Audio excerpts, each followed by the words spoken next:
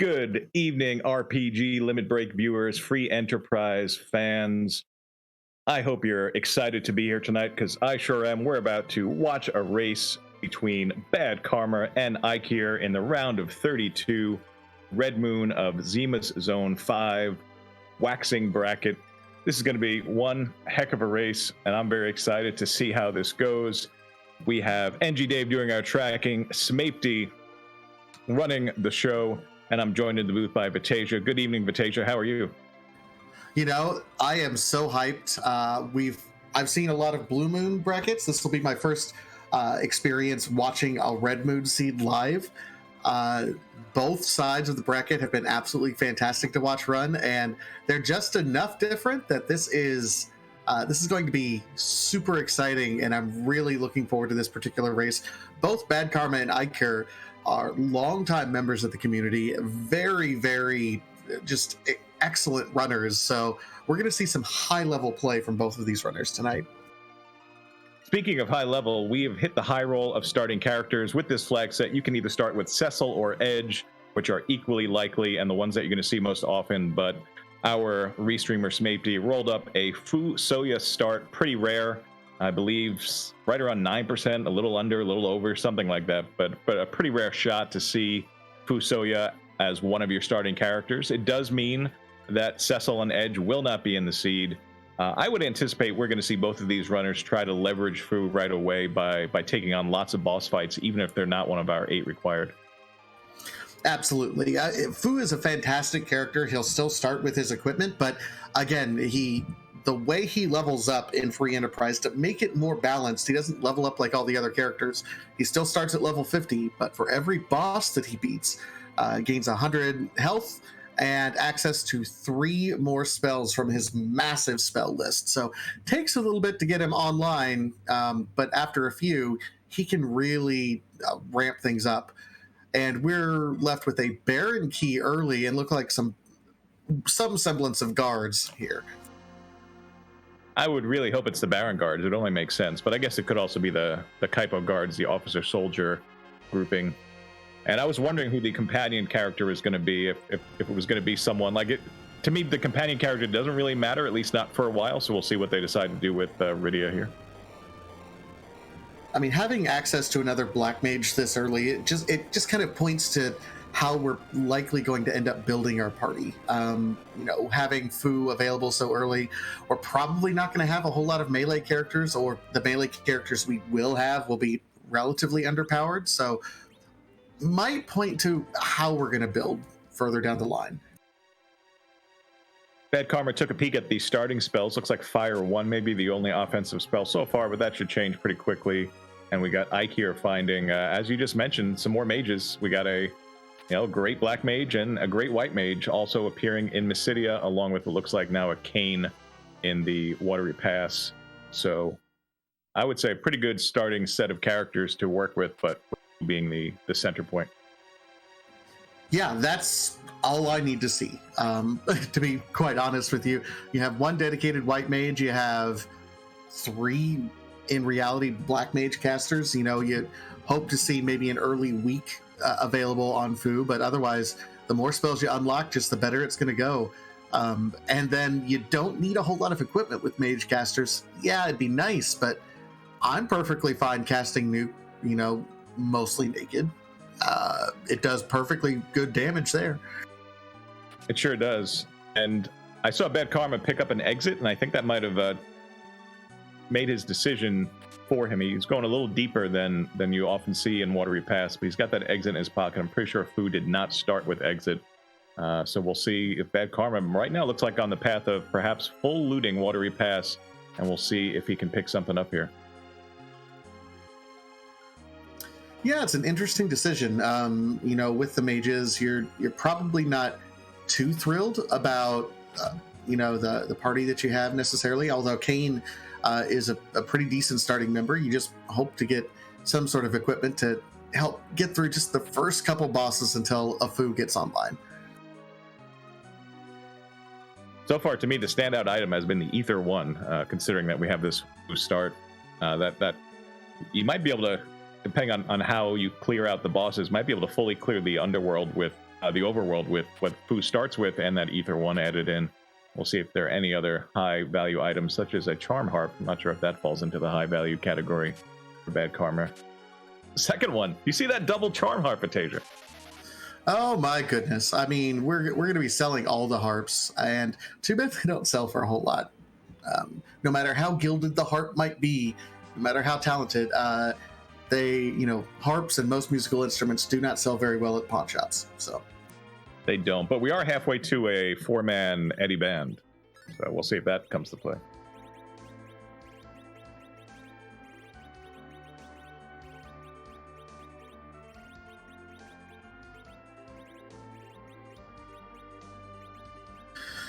And we do have a Sid. Now, Sid's an interesting character with this particular party setup. A lot of times you want someone with a high HP to be able to do the kind of reflex strats that you want to do on Zeromus. Oh, we have a Pale Dim, meanwhile, and it does look like BadKarma is going to be fighting this boss at minimum just to get some spells going. Not a ton of damage. It's going to take a little bit to get going, but sometimes that's the sacrifice you have to make to really, get your Fusoya rolling.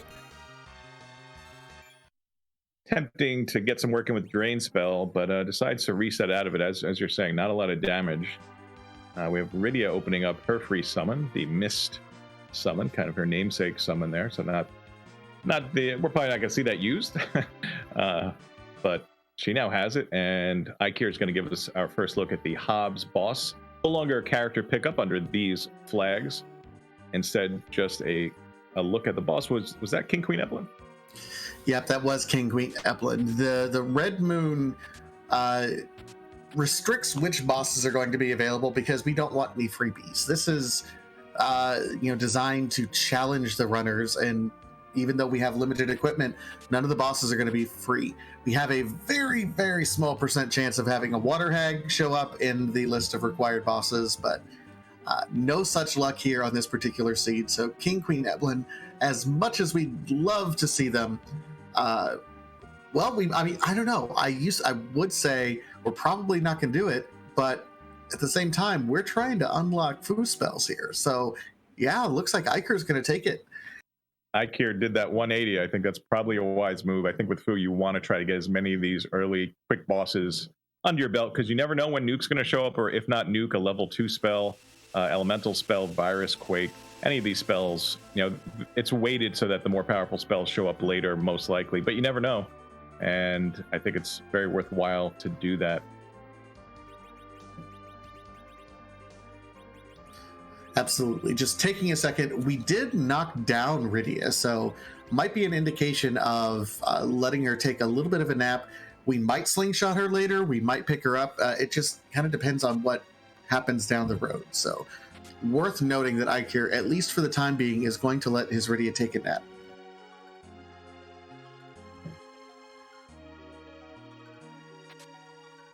If you're new to this tournament, if you look at the bottom of the screen, that's our graphical tracker with the 8 required bosses tonight. And you might notice off to the left and right of that, there's a little counter. The runners have to do 7 out of the 8 bosses to earn their crystal and get access to be able to eliminate Zeromus.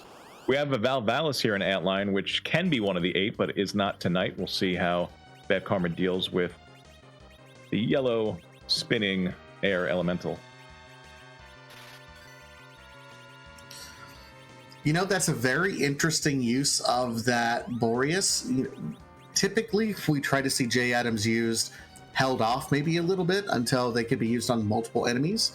But certainly not a bad idea to use it early on when you don't have quite as much power and are trying to unlock these spells. Yeah, I mean, Fu basically turns into a J item factory with his spells. Are they both going to unlock their first set at the same time? I believe this is going to be the same set of spells. I saw Charm and Cure 1. I'm not sure if I saw anything better. I mean, that's not a bad little reward for doing Antlion. It's not a key item, so it's not really pointing you in any direction, but Leviathan certainly means that Rydia increases her value quite a bit, especially in this early game. We'll see if on Eykir's side, if it rates her a life potion. We see Eykir going to some chests. You don't often see this deep play on the Red Moon Seed because we do have the T-Pro setting. Oftentimes runners might just loot the on-the-way chests in locations like Antline, but Eykir poking around. Looks like we're going to do a full clear here of Antline. Nothing too great so far, unfortunately.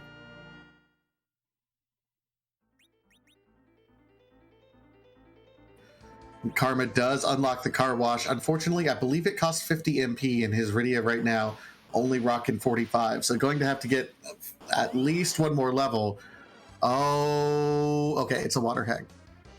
Another free boss to help us unlock Fu. This is a little interesting that we're getting this many free fights to help get Fu online. Yeah, because as you mentioned, with the Red Moon flag set favors the typically more difficult bosses. So at the bottom of your screen, you'll see things like Baigen, and there's Golbez and Wyvern. And like you're saying, we're seeing a lot of these easy ones early. Even Paildim, one of the Lunar bosses, but typically thought of as one of the easier Lunar bosses, is already out of the way over in Mist Cave. So hopefully some of these 8 are going to be in challenging locations and really test our runners tonight. I mean, I love seeing Antlion on the moon in a required spot. I did see at least a Fire 2 there being unlocked by Fu. So Mage is online. That Fire 2 can pretty well help us clear everything before we get underground. And hopefully as you're doing that, you unlock something better, yeah. Those level 2 elementals are usually the first step in the Fu ladder of greatness.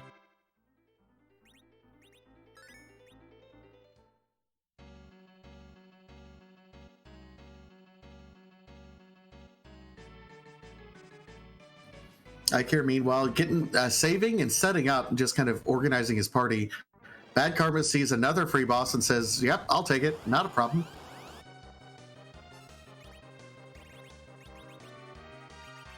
No major pickups from Eykir in the loot and Antline, but some decent money. The Shuriken, we know there is no Ninja Edge in the seed. You can safely sell any Edge gear and not have any seller's remorse down the line. I saw some mid-tier armor pieces, which will net some money. Because the loot is restricted with T-Pro, but our shops are standard, which means the really great level 5 J items, such as your coffins, sirens, hourglasses, things like that, are going to be available, and you typically want to have some cash for that.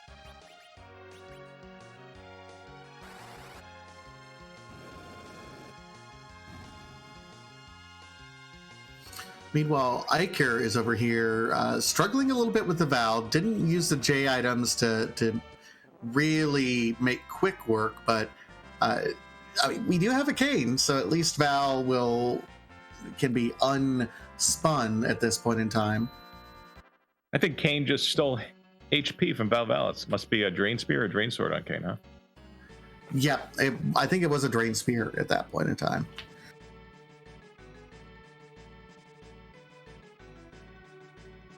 So we've seen a Drain cast already and the use of a Drain Spear. That might be the only time in the entire tournament we see both those things happen. Well, it's so close to one another for sure. Although I'm not above seeing some cheeky Drain strats from some characters. If we have a Drain Spear into an Avenger and we're hey, it'll work.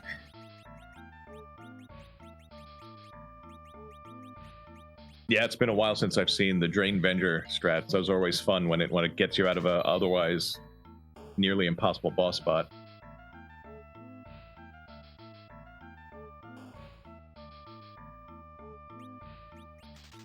So both of our runners have pretty well done very similar things, have done very similar checks up to this point in time.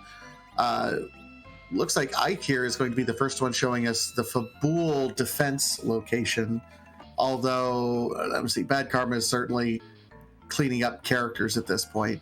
Fabul Defense has been an interesting location in this particular tournament. Some people can fade it or put it off until the very last thing before going underground, just because we're guaranteed our access through the hook.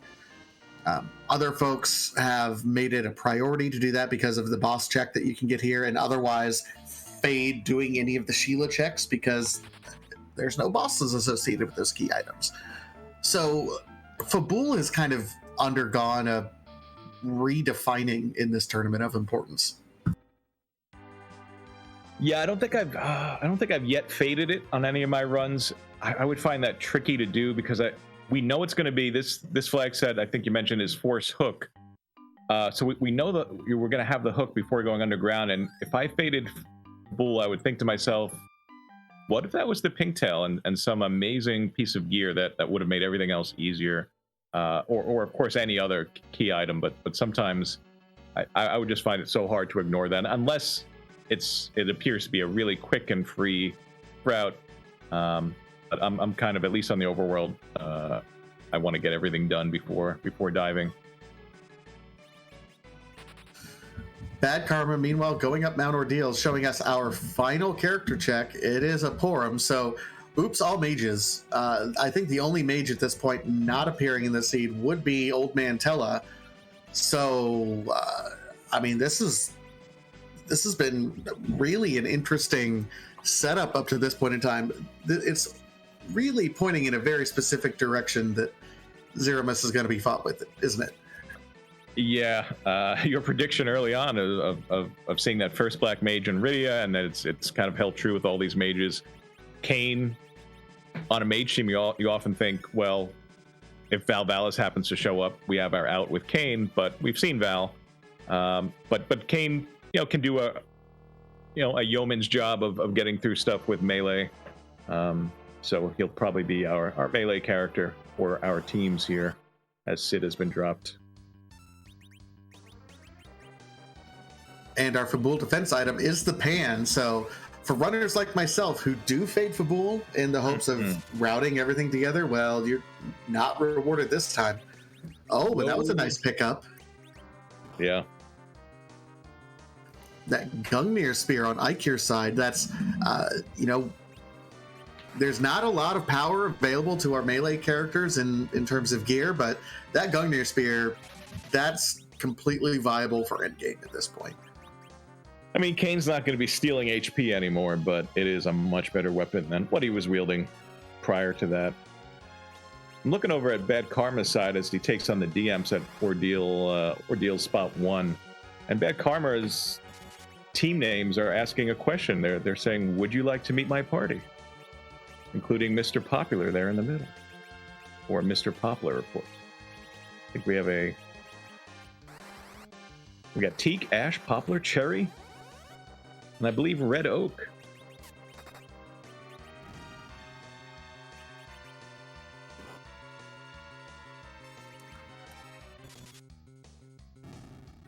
It took me a second. I was like, why are there all... Okay, I get it. And it makes we have Kayn swinging for the fences with his ash baseball bat, and Palm with his red oak cape, though maybe not with this palette. That was a good pickup. Stone is kind of an interesting spell to get early on, especially with some of the power and some of the bosses that we have available. Now, Red Imp's already gone and off the table, but it's nice to see that Stone spell available early on that Fu. Yeah, lots of utility on that, as we see BadKarma facing our first required boss. It's Baigen.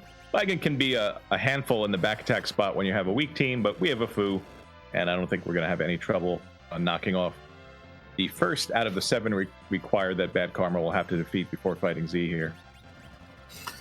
Nope. And we have Rydia, who was brought back to life and is casting Leviathan. And that makes things a little bit easier for the early game. Leviathan, also known as the Baigen Eraser. Baigen was just wiped off the mountainside. He's going to drop down off the bridge, and we're going to head right into that Ordeals fight, as BadKarma now has 1 out of the 7 done.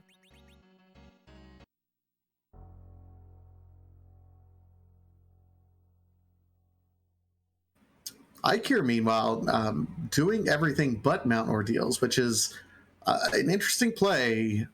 Certainly has the power to be able to do Mount Ordeals up to this point in time, but I'm not saying intentionally avoiding it, but probably until it's absolutely needed.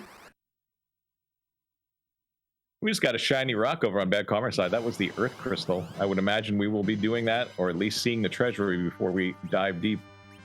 You mentioned earlier, mages don't need gear, but if you can pick up an early Stardust Rod or one of the nice early shirts for these mages, I don't think you're going to turn that down. Absolutely not. And BadKarma is still rocking that Blizzard Spear. There's a level 3 spell for Fu, so he's definitely online when it comes to his damage. Yeah, I think we're leveraging Fu from here on out, build up the other characters as we go, and just get these clears of these boss checks as quickly as you can, as it is a race. It is a boss hunt race here tonight. We'll see how well Fu can take care of all of these various encounters that we have to take.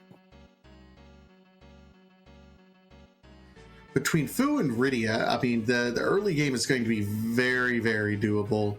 And then with the mid game, we'll have Palom with Quake very soon. So this should be a very, very, I'm not going to call it easy. I never want to call it easy, but it should be relatively straightforward because the character progression and the power progression seems very natural, which doesn't always happen, especially in these Red Moon seeds. Yeah, I agree. Because as long as you're taking your boss fights, Fu is going to gain power, and both runners are going to be gaining power about at the same rate. It's not like one runner has a Cecil and might spike a Crystal Sword and the other one doesn't.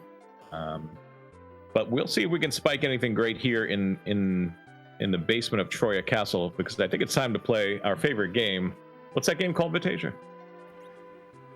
I think it's called Rate That Treasury.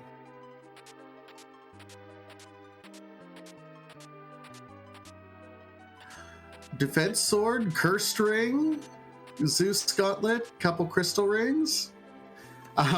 Nothing for our Mage party, but Kane is happy. Yeah, no big stat sticks. The Crystal Rings, don't boost your magic stats, but it's nice to have that extra really high level defense and speed on your mages. So, yeah, I'd be disappointed not to pick up a Sork Robe or one of the nice stat sticks, but I wouldn't regret going there. No, and there's still a couple bosses out there that could be very worrisome for our mage-centric party. So, for example, CPU would, at the wrong spot, could be devastating to try to get through. So, having Kane help to be able to take care of that, I think we're set up pretty well.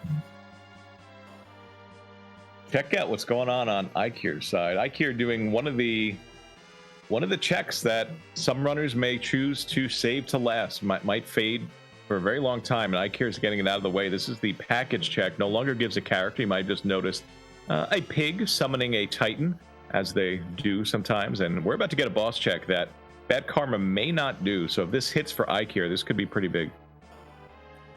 Absolutely. I mean, it's a significant commitment. It's about a 2.5 minute commitment to go through all of this. So if this pays off, this could be significant. A lot of runners, you're right, tend to put this off just because of the time commitment here. And Eykir is rewarded with, nope. He's rewarded with the knowledge that it's the Kaipo guards. So normally the Kaipo guards would appear here, but the Kaipo guards we now know are at the Baigen spot in Baron Castle. So not the hit you were looking for, and kind of even a double bummer that it's a free boss at one of the easiest spots in the entire game. So a bit of a letdown, but I guess maybe Eykir will take the opportunity to check the Kaipo shops. At least it's a free trip there. He did pick up Virus for his Fu, so obviously he's like, well, I've already committed the time. Let's go ahead and keep powering up this Fu. No Quake yet, which is kind of the nice big sweeping spell that gets through the walls and can really crush everything. That's what you're hoping to see. Haven't seen it yet? Okay. Yeah, with the, I guess, Leviathan, and now picking up an Asura to get a little healing power from that Rydia. She is the best white mage in the game 2 out of 3 times.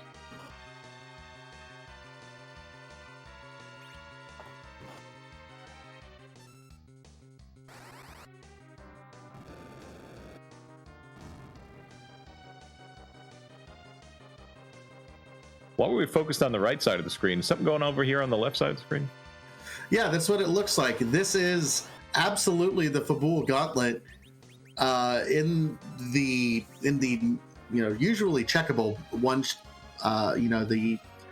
the location with the Mega Sisters. So another one of our checks that is required. BadKarma is setting himself up very, very nicely. He's going to be up 2 bosses to none up to this point in time. Eykir's right on his heel, going up Mount Ordeals right now, though. Look at those Ipay girls, the carry from the moon's red cousins here on Earth. It's always exciting to see them. I'm not sure when else you would ever see the Ipay girls. You might be desperately looking for a grind in Tower Zot, which means you're probably having a pretty rough run. But instead, it's the Alt Gauntlet, which does pull the encounters from the local environs. The gremlins are always fun to see.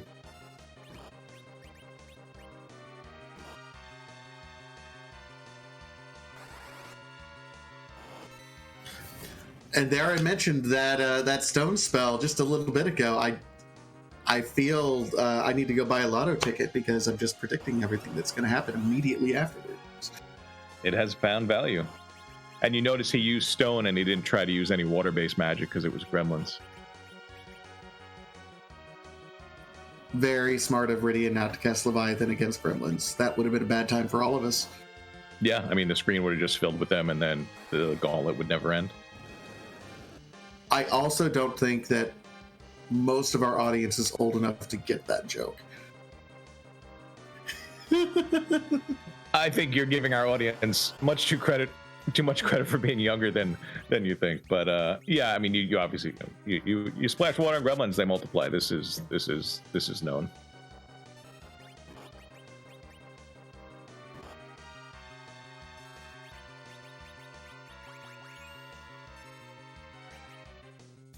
Meanwhile, I mean, BadKarma's still working his way. Oh, missed the stone, but Palom is there with the backup virus. Didn't quite do enough damage, so not moving quite as fast as through this particular fight, because trying to get his party up to soak up some of this sweet experience that comes with the Fabul Gauntlet. Yeah, up comes Palom. I haven't paid too close attention to Palom's spells yet, because Fu is the main guy right now, but I'm wondering, he's got to be getting close to either Virus or Quake. Well, that's a devastating spell to cast on Fu. Mute.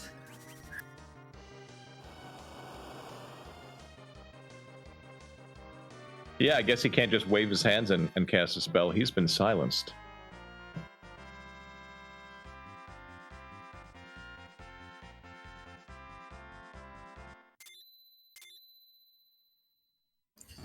And there is the weak spell, so another kind of key spell. If we happen to find a darkness crystal, that D-Machine grind would be unlocked for us, which is a nice way to go ahead and level up, get a lot of experience, in particular for mages, very quickly. Yeah, typically when you do that with a mage party, you're going to slingshot someone to make your D-Machine quicker and get that huge influx. I don't think either Eykir or BadKarma is keeping anyone down, and I don't recall, like, the characters that were dismissed haven't been mages, right? It's been Sid and Porum at this point, I think. Okay. Maybe potentially a Porum slingshot, or they could maybe take encounters or use sirens to set up a slingshot later if that is their intent. It's also possible just with Fu that you're not that interested in that, and maybe you'll just do as much of the seed as you can with Fu, and then just do a traditional grind to get the mages where they need to be for the end game.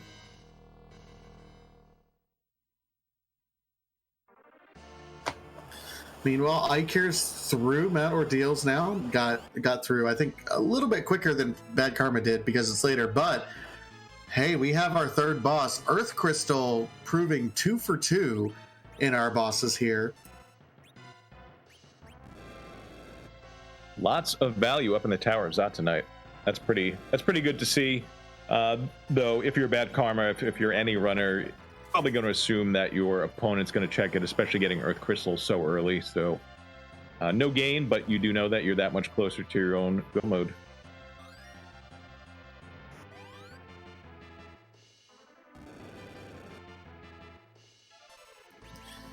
That Leviathan killed 1 out of 2, so you know that second D-Lunar is almost dead. And that feels bad. 2 characters not being knocked over, not getting that experience. Oof. Not ideal. The Lunar bosses all have some kind of counter to Rydia's summons. Probably the D-Lunars, the least offensive. They just remedy themselves. But yeah, I guess rolled a little low on that front one.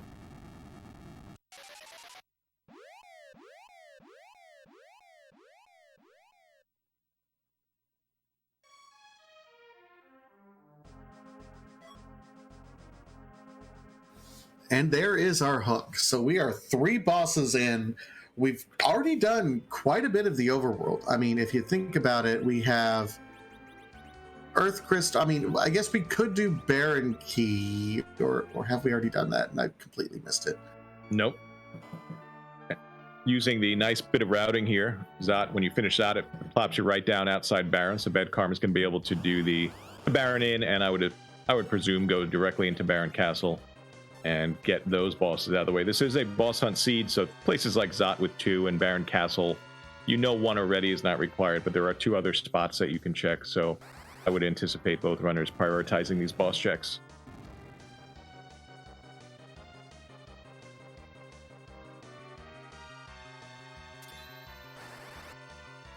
I found in these sorts of seeds that whenever I'm doing the run, Earth Crystal and Baron Key are 2, I mean, because they're key items that gate bosses that I otherwise cannot peek, they become kind of extra priority. And it also helps to make the decision whether or not to go to the moon as soon as I get the Darkness Crystal a whole lot easier.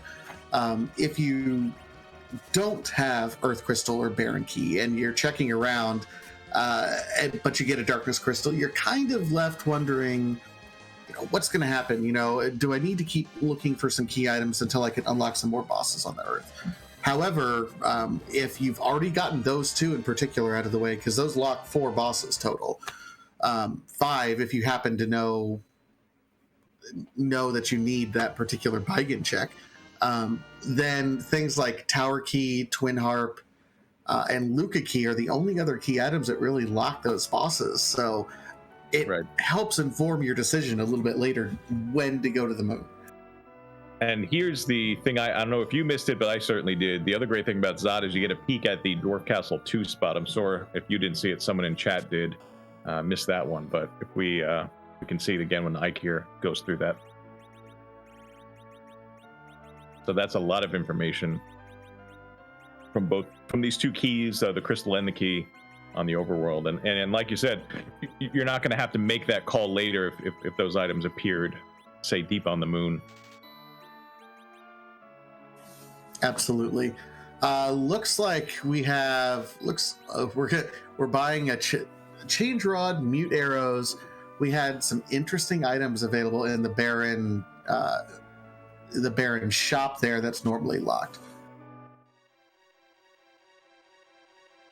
Niabari pointing out that there was a ruby sprite, so we don't know if that's Rubicante or the Elemental. In this case, neither one of them is required for this seed. So what that does allow you to do is when you get underground, you can quickly peek Dwarf 1 if you don't intend to do it, and you'll know right away whether Castle has any boss value.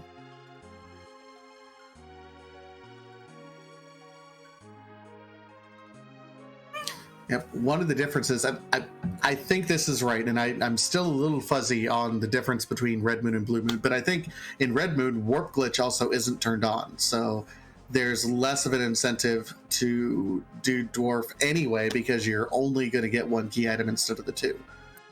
That is correct. Yep, no Warp Glitch on Red.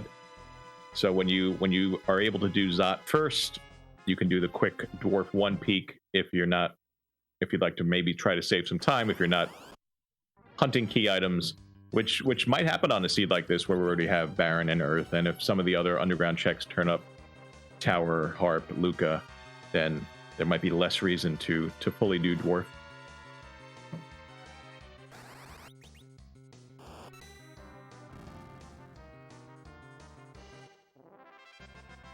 Question in chat about chess being skipped. You know, balancing how much loot you do on any free enterprise seed is always something, you know, is always a skill that runners need to think about, or decisions that runners need to think about. And even more so when you have a starting Fusoya, because does not need as much gear.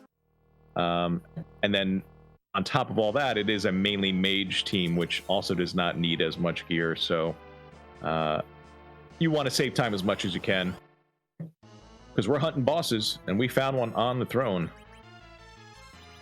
It is the Mob Bomb.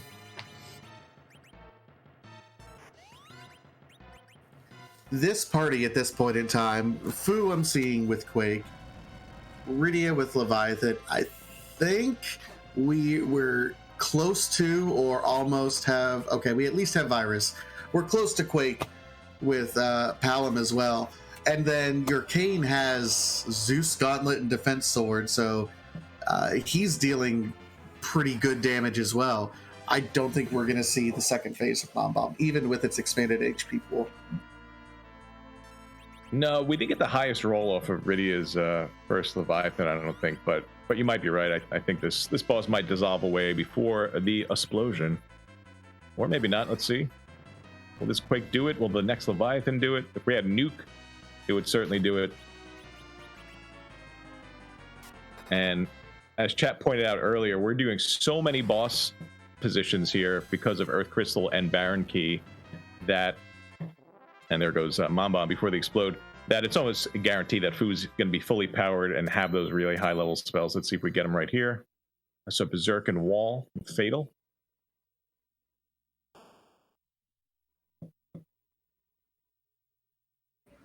Yep, we are set up very well.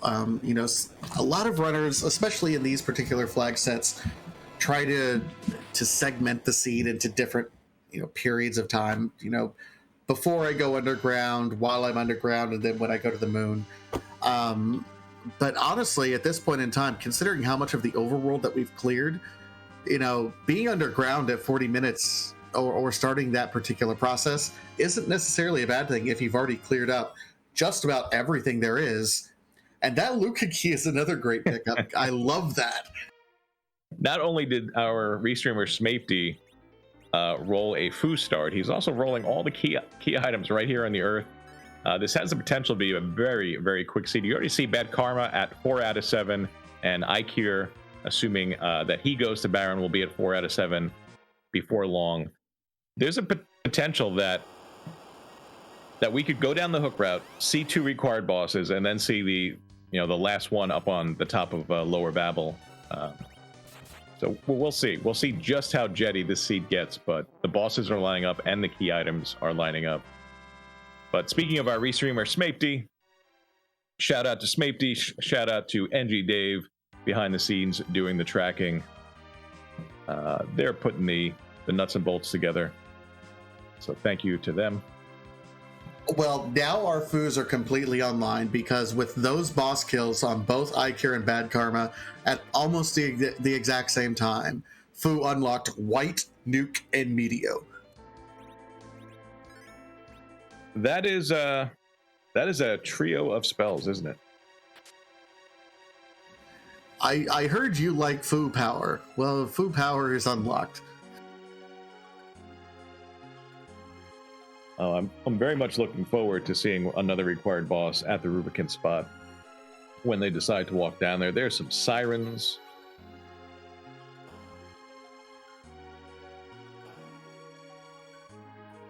That was interesting. Only picking up 5 or so. So one thing that's possible here, if the bosses really do line up very quickly, and say we just don't hit 10 key items, though, you know, they would have to slow down a little bit for that not to happen. We could see with these runners, I'm not sure how familiar either of them is with it, use the Fu and Friends strat, where you basically have Nuke, you get your characters to be able to survive a nerf Big Bang, 1,200 hit points or so, and you kind of wall up and go. That might be on the table depending on how things shake out exactly here, if you want to avoid the big grind and you hit that go mode early. I mean, it's possible. We have between the White Mage and Kane, getting Fu and Friends online would not be outside the realm of possibility right now, especially with how everything seems to be falling out. Well, maybe the brakes have been tapped a little bit. That was not a required boss at the Ruby spot. That was the Magus sisters. Could be annoying at the Ruby spot, but again, we have a team with multiple Quakers, and one of them is Fusoya. Will we even see a Meteor cast here? I don't know, but I don't think the party's going to have any trouble with this.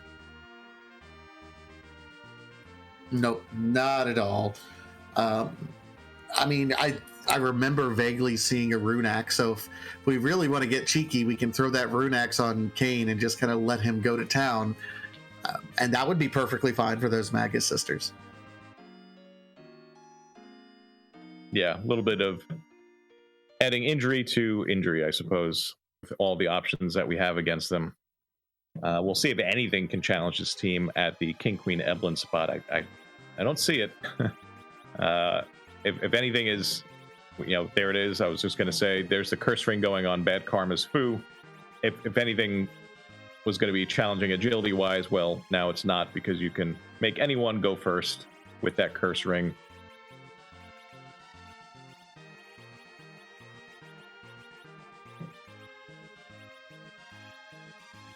Mute Dagger, and then we're going to Charm or Samurai Bow and Mute Arrow. Okay, so we're going more physical damage here than anything, which is interesting.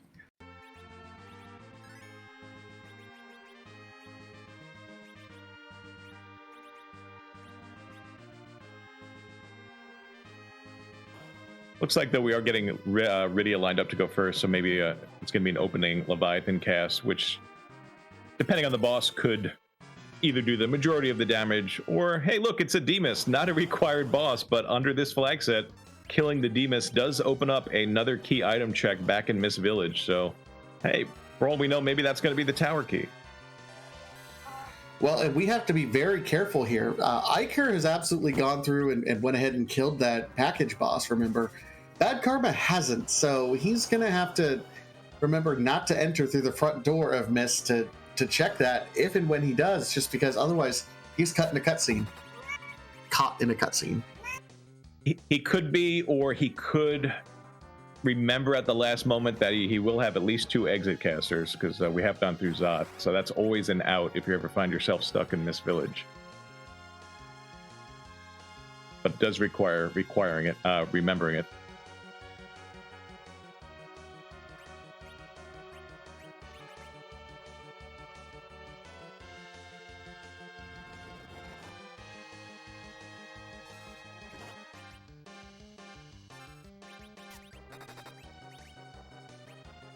There are some hook routes where you find the Demus here and you just don't want to go forward, and you run back out and check the Demus in case it's the magma key to get you underground quicker.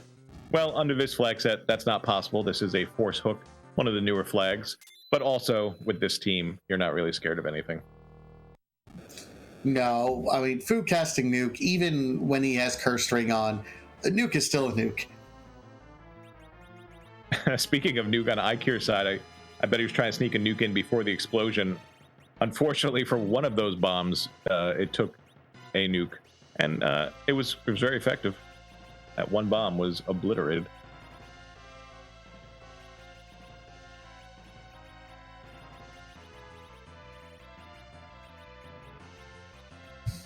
And now Karma is resetting up his party. Palom still does not know Quake. I take it.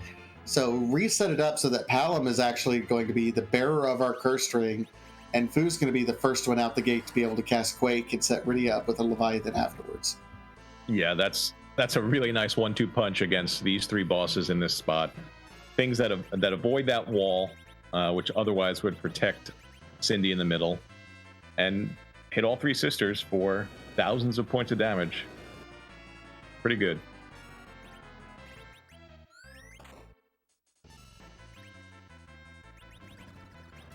Let's see if your Runex prediction was also right. I just saw Bacchus go up on Kane. I think he equipped a Mute Knife instead of a Bacchus. Okay. So... Yep. Or instead of a Runex. My apologies. Oh, we already saw him hit the middle sister for 1,000, so that's not bad. Tack on. He might be able to clean up the kills after the AoE spells go off.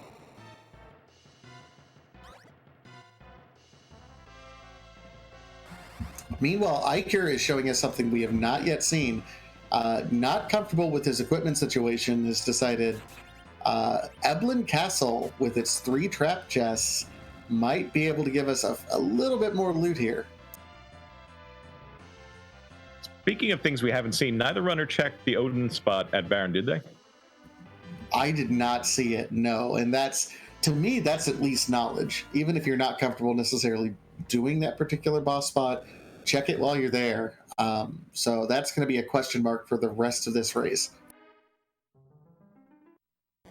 Very quick Magic Sisters fight on BadKarma side. I'm going to drop down. I assume we're going to get a quick peek of the boss sprite at the top of the tower. Let's see if it's something we need. Evil Wall. Okay. Not something we need. Also, we don't yet have Tower Key. I imagine the lower Tower of Babel is going to be something that we at least dodge for a little bit. We can't dodge it forever, but if we happen to run into the Tower Key, then we can check it. But otherwise, that's not terribly appealing right now.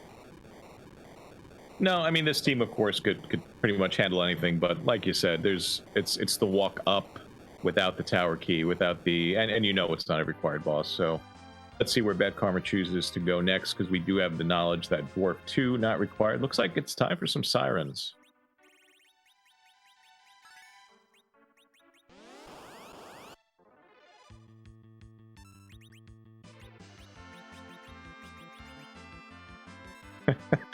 You see BadKarma go through all the options, so many different ways to scramble this egg. Will it be nuke flavored or stone flavored? Nope, just Quake it. Seems good to me. Yeah, getting a lot of levels. His party certainly has the power to get through, but yeah, levels is about the only thing that's missing right now. Very low HP party. Very vulnerable party because, again, we don't have a ton of equipment to protect ourselves. Yeah. I think I see this very much as an HP gain here. Eykir did one of the traps and pulled an elixir. A lot of the times, you know, if you have a Cecil in your party or another high-end melee character or a melee character looking for high-end weapons, that's what you're hunting for. An elixir on a Fusoya seed's not bad.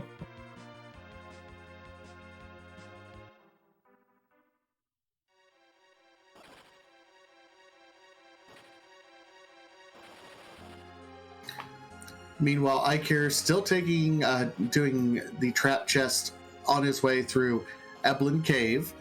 2 Stalemen, of course, you know, do not stand up very long, and rewarded with some Artemis arrows at least. Also not bad. That could make doing that egg grind much quicker, rather than having to cast Quake or Virus. If that is the direction that Eykir ends up going, like with a, say, a 10 or 15 egg grind, or even more if he wants to do a big one before hitting 10 key items, that could make that basically a whole A grind. So not terrible to see there. Hey, remember when I was talking about that Tower Key and how it would be great to find it somewhere before everything? Yeah. Sounds like we found it. I missed it, but I'm assuming that was our Feymarch freebie.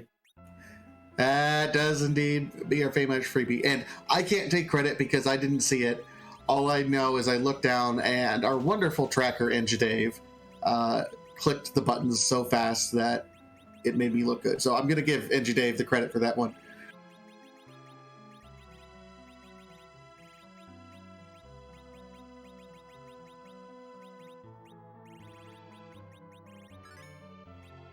Not sure if we've seen other silk webs yet. Eykir just picked up one in a chest.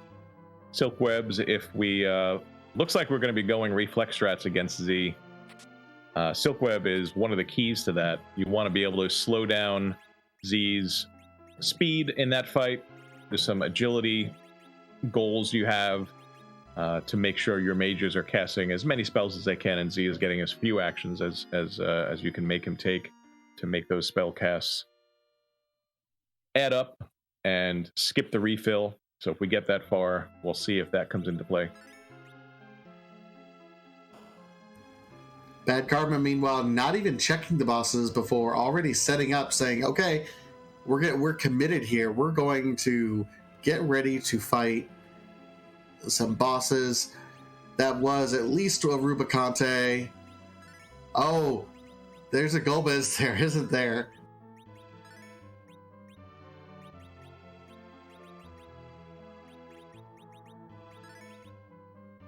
Our team has become small, and one is a pig. What's going on?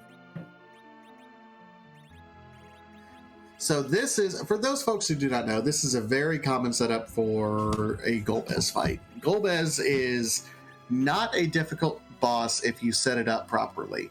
Typically it's a bit of a cutscene boss that happens in the storyline. He casts some very powerful magic, but will kill off all but 2 of your party members. He will cast Hold on you and then summon a dragon. I don't know why he's able to summon a dragon. He's not from Mist. That's never explained in the story anyway. But he can't cast Hold on you if you already have some sort of status affliction on you. Thus, the mini and the piggy. There's alternate strats where people get poisoned before this particular boss, but this is a good way to kind of set it up to where you'll be able to have an action queued up when he's ready to be vulnerable and damaged, so you can have walls kind of already set to go so that his magic will reflect off. It makes it a much more survivable fight. It's a great spot to see Golbez, assuming you have the agility for it, assuming you have the ability to do the setup you just described, because this is such a high magic spot. This is going to be so quick as Golbez's spells can bounce back onto him, and lots of damage self-inflicted. Just got to remember to do some damage of your own. You do have to, when I was first learning Free Enterprise, it took me a while to figure that out, that, hey, I've done like 60,000 points of damage to this Golbez. How come he's not going down yet? Well, you do have to at least tap him. Even if one of those minis taps him for 1 with melee damage, it'll get the job done once he's crossed the threshold.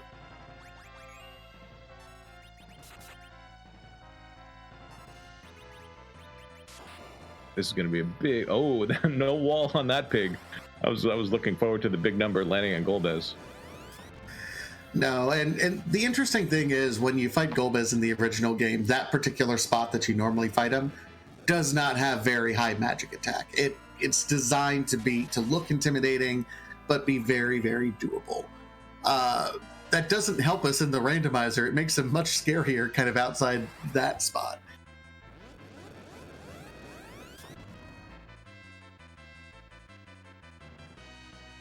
Yeah, also, when you have Fusoya, miniature as he may be at the moment, his nukes also do a pretty good job, and BadKarma is through, as Eykir is through the first spot on the hook route, now facing the Mage Sisters.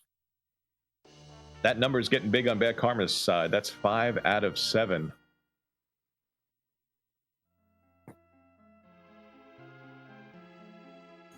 Did you see what? Oh, you were probably going to mention it, but Golbez handed the team a folded up piece of paper, and then they unfolded it. And when they unfolded it, they read the note, and it said, "You can get underground now." Yeah, that wonderful magma key.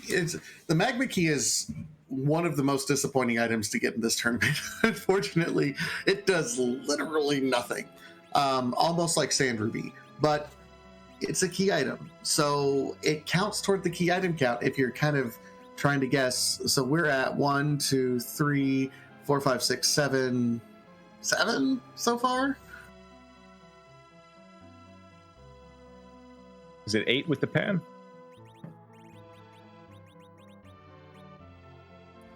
It would be 8 with the pan, but BadKarma does not have the pan yet. He has faded Fabul up to this point in time. That's right. He's doing his Vitasia impersonation. I mean, I'm not saying it's a good route. I'm just saying statistically it feels like a good route. It's certainly nice when it pays off, and it's certainly frustrating when BadKarma sees what happens when he goes to take on Fabul at some point. If he needs to. I mean, the way this seed is going, just fading Fabul in general might be a play if the pan ends up not being required.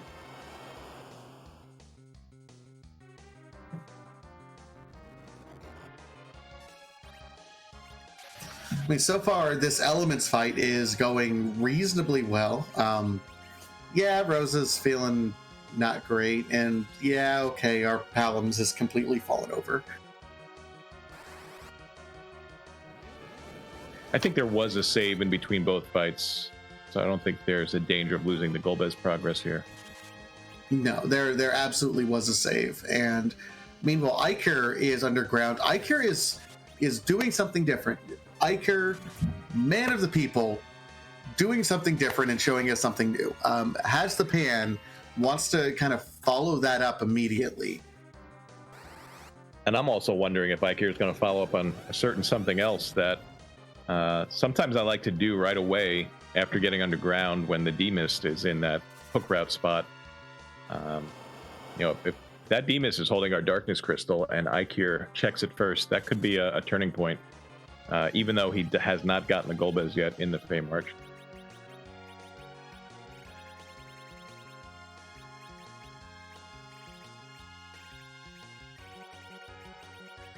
All sorts of useful things here in the underground. The Magma Key, the Sand Ruby. All the useful things. I see our wonderful restreamer in chat, Snake D. Shout out, by the way. Magma Key and Sand Ruby, gripped arms meme labeled being useless in ZZ5. Yeah. We need someone more artistically inclined to make that happen. Okay. BadKarma gets rewarded with a Dragoon Lance, which is not great, but I mean, that's our grind. Yeah. Kind of takes away the advantage of the Artemis arrows that Eykir picked up in Cave Ablana. Third Charm Harp of the seed. Always love to see the triple Charm Harp. We are on our way to that full string quartet.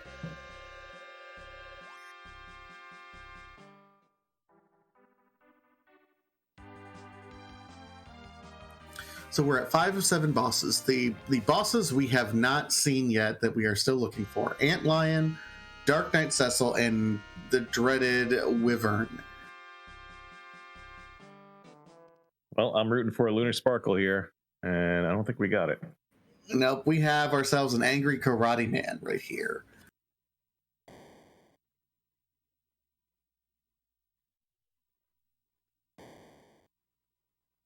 I might be tempted here to do what I was mentioning earlier, and knowing that there is not a required boss at the second spot, I guess we know now it's Rubicante after seeing the elements in the Fey March. I would be very tempted to do some other checks, but this could still be our darkness, so this could absolutely pay off BadKarma. Yeah, I think this is the weird point in both Red and Blue Moon seeds, because you're looking around, you're trying to strike a balance between doing boss checks and doing key item checks. You still need to get to the moon, and statistically speaking, there's probably at least one boss on the moon. We can't guarantee it yet, but you're still at least hunting for that Darkness Crystal, so you have to keep making... You can't just make face checks on the bosses at this point. You have to still kill stuff. But we're in a position right now where we also have a lot of key items that are unlocked. We really should be checking some of those bosses as well. It's just, how far do you go with it? You know, do you prioritize key items or boss checks? Or if you can do both, prioritize both. It's the real trick to ZZ5.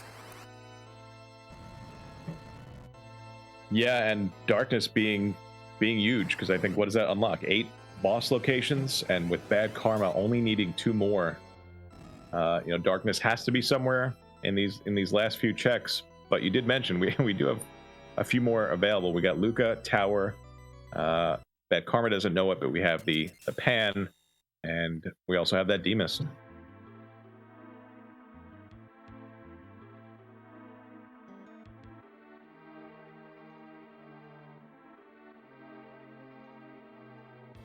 I think at this point we focus and prioritize on the bosses that we can check that still lead to key items. Tower is a little bit tricky to route right now because top of tower is a long way up, and if it ends up zonking you, you want to be able to reset at least halfway down the tower. We'll see. And I mean, Spoon. We've added a key item. That's what we can say.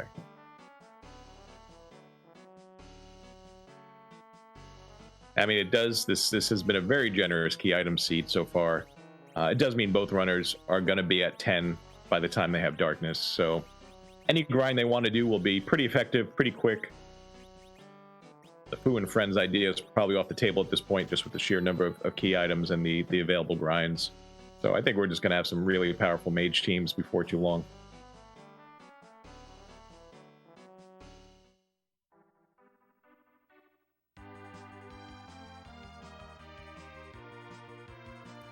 Meanwhile, Eykir is setting up, doing his Golbez fight right now. BadKarma is doing. I love this check. I love this check. I love this check. Luca has been so good this particular tournament. It's kind of one of those spots that, you know, if a warp glitch is on, it's really easy to forget it. Even without warp glitch, it's about a minute and a half to walk all the way down. But it has paid off so much for me in practice. I absolutely love the Luca key check. Yeah, and I think it's a great time because we are still looking for darkness and we are still looking for bosses, and this has the potential to give us both. And you can easily reset if it gives you neither. You know, if this is a dead end with a non-required boss, it's an easy reset. It's about a minute or so of walking time. So yeah, I agree with you. I think it's a pretty strong check to make. The worst that can happen, the worst that can happen is if this is either the Twin Harp or the Rat Tail, because then you're forced to make a decision whether to fade it. Yeah. I mean, yeah, the BadKarma right now would love to see one of these required bosses and darkness, and then you'd be one boss away, and I think you'd be in, you know, rapid fire face check mode to try to wrap up the seed at that point. All right, so this key item, hey, we're walking that one out. Yeah, we're going to keep that. That is the vanilla location of the Darkness Crystal, delivered by Sealed Cave. And let's see if we hit that twofer with a boss here. Who do you want to see out of the required ones here? Antlion, DKC, or Wyvern? Wyvern here would be terrifying. Although DKC with these health pools would also be pretty terrifying, because I don't know. I mean, I think Foo might be able to get through. I think Foo would be fine. Maybe one cure. I don't remember the damage it does here, but I know it's not one of the highest, but it's all moot. It is the Octomom, so not required, but an easy enough fight here. And I think we're going to be going to the moon pretty soon.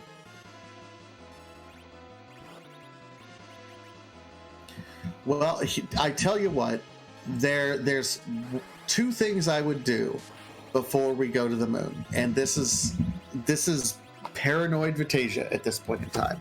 You still have the tower key. You still haven't checked the Odin throne. I think you at least face check those bosses, because if there's a free boss there, those are very, very quick spots. I could be on board with that for sure. Yeah, knowing that the top of tower is not required. Peek up, see the boss, reset if it's not something you need. Do the same with Odin, and then head on to the moon.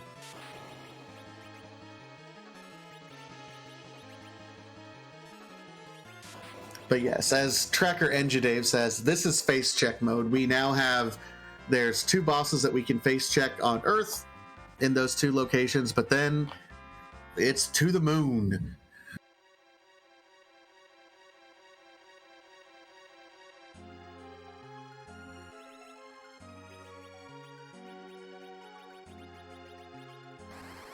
Sometimes it's rare. I think we have three options for who's going to warp us out of this cave. It looks like Palom has drawn the short straw.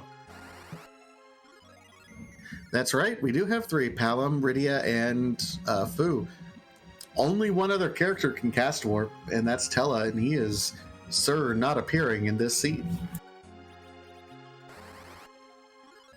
I'm sure he's having a nice relaxing day somewhere. Maybe trying to light candles with Fire 1 and having it whiff.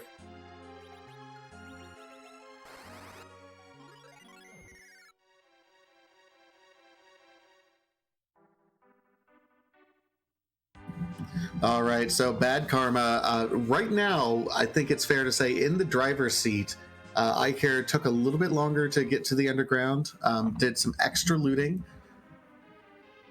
BadKarma didn't save. That is true, so I guess we're committed here. Unless, did he do it really quick and we missed it? You were watching pretty closely? I watched the entire flight and I did not see a save, so unless he did it, you know, in my blink, yeah, this is a bold strategy.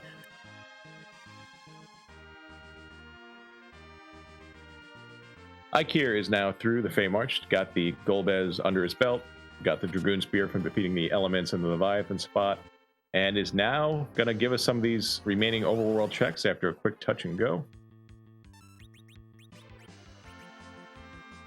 I expect a pan turn in. I expect a Demus check, assuming I'm pretty sure he's remembered that as well. We'll see which one he does first.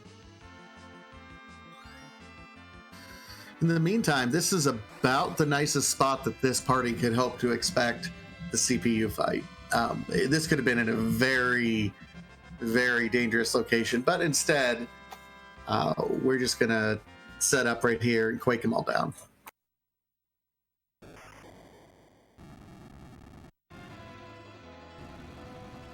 So there were our silk webs. Eykir has found them in Silvera. And Eykir also found one in the Cave of Blana before. I don't think BadKarma has one yet. We'll see if he prioritizes obtaining one or not. And we'll see what this... Yeah, he's only going to do the half tower. We'll see what the tower key yields.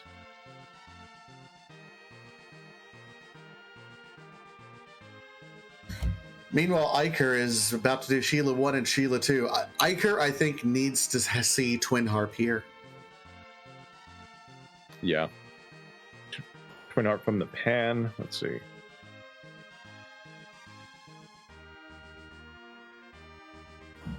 No, just a Legend Sword.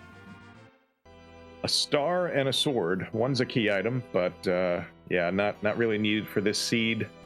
I'm not sure even if you had the forge, if you would check it for the kind of shot at maybe a mage stat stick at the best. You know, maybe a cane weapon, but this is a mage team at the moment. Absolutely. BadKarma being rewarded with the pass in the meantime. That's very nice. Yeah, for making that play, for running up the tower, doing half of it without saving, that's that might be the best result. You know, especially if your required boss is at a Cave Bahamut or the Morisame spot. That's a nice little item to have to allow you the quick access to Zeromus.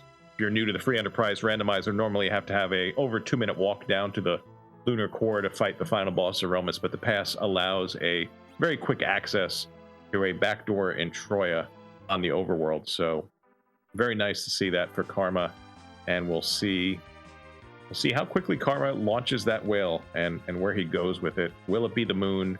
Will he take a stab at the giant? I'd probably be surprised if he went giant. What do you think, Patasia?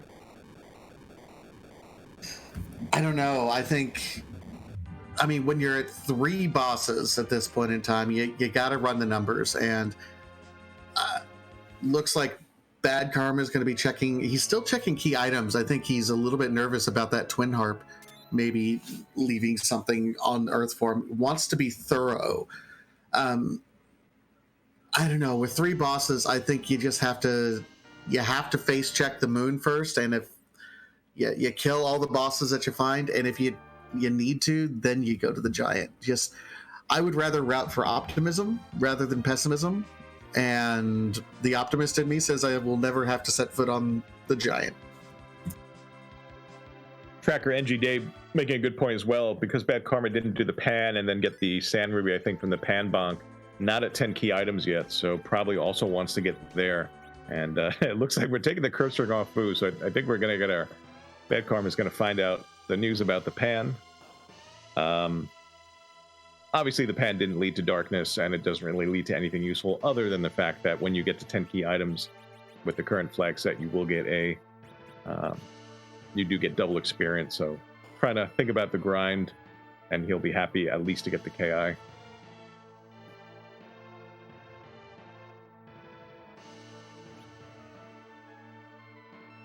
Now that makes much more logical sense now that Dave has pointed that out. So thank you, Dave.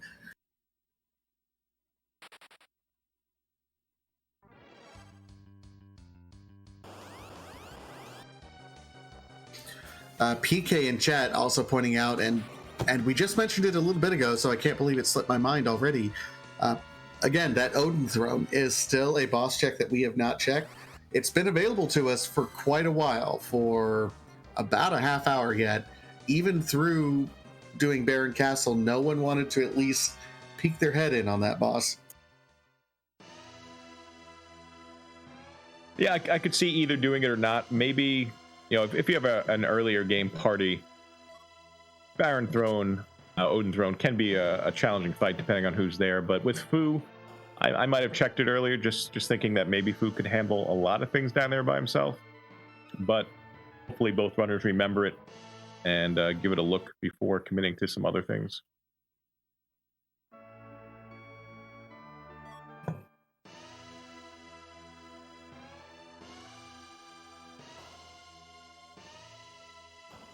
Yeah, this is interesting for BadKarma, because at this point I don't know what he's still hunting for. When it comes to key items, the only boss location that he cannot check right now is Twin Heart. And when you're in a 7 out of 8 boss hunt, you can, and everything else is at least face checkable, I think you go ahead and just face check bosses and don't worry about key items anymore. And here we're going, landing at Baron. Yep, to answer the question in chat, there has been no Twin Heart tonight, and unfortunately, there's a really good chance that we're not going to hear the music tonight, just based on the fact that so many bosses have been found already, and there's probably also a great chance that Twin Harp is waiting behind a boss on the moon, and I think the only bosses we're going to fight are ones that are required to complete the seed at this point.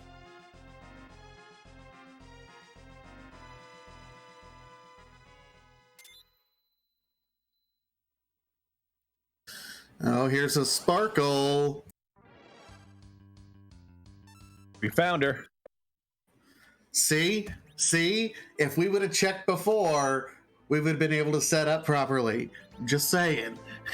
That is true. And speaking of setup, I think both runners kept the Dragoon Spear they got from the Leviathan spot. So that is a pretty nice thing to have against dragon types such as Wyvern. Get some walls up and get that spell reflected, the Mega Nuke reflected at the beginning, and then maybe let Kayn go to town a little bit. Could also just nuke it.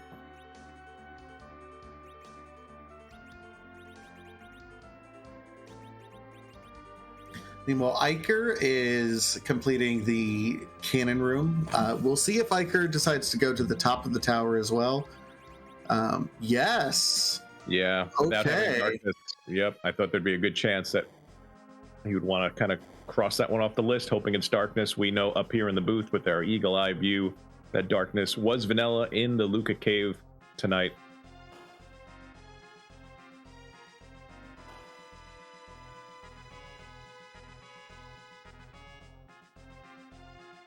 Did you see the speed change on BadKarma? Was there a speed change? I didn't notice what he went down to.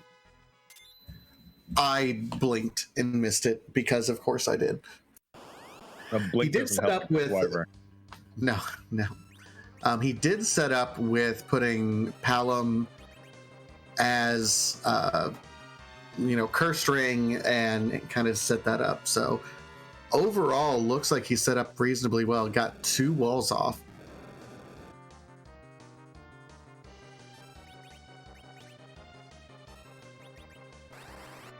Yeah, chat saying perhaps 3, which looks about right, because I think if it was slower, that Kayn attack would have gone off. And it doesn't look like that Dragoon Spear is going to get any use. I don't think it needs it, as we've got Fu nuking away.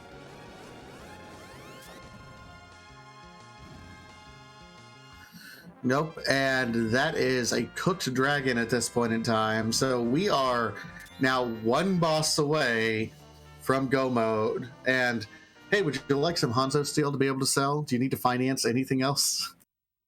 Nope, I don't think so. I think it's time to get these 10 feet marching across that moon into that lunar core and see where that final required boss is. BadKarma is either looking for Antlion or DKC, and we'll see where that boss pops up.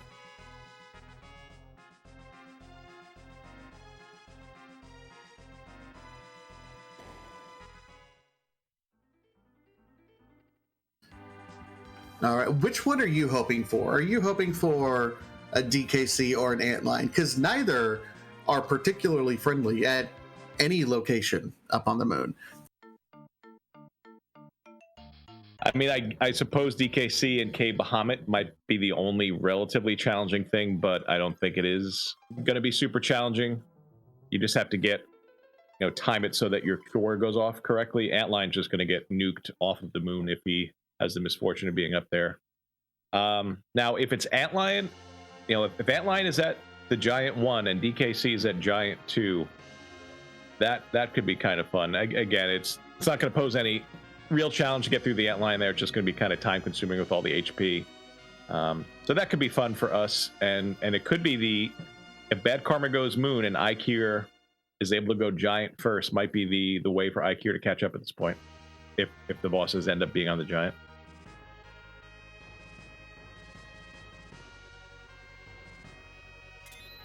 Meanwhile, Eykir did defeat the boss at the top of tower, although I didn't see what it was. I'm not seeing anything extra highlighted on the key items, so I presume it was a huge zonk. Full moon. Oh, more edge gear. Thanks. But that's good. Well, now I can swing the Morisame from the back row with oh wait, but there's no edge. Darn it.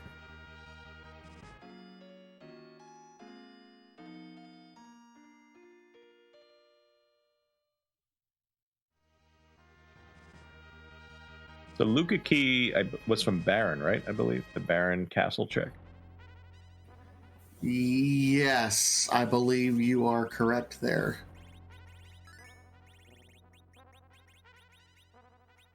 Yeah, right now that is the major difference. BadKarma did get underground a little bit quicker, but if Eykir had checked Sealed Cave as soon as it was available to him, they'd be much closer at this point. So we'll see if BadKarma's about to take a peek here at the cave value boss. We'll see if this is basically the last one he needs or not.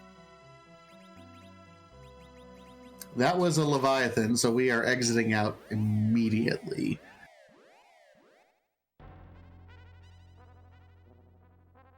If I bet that he was going to go to Morisame next, would you take the opposite bet, or do you think that would be a foolish wager?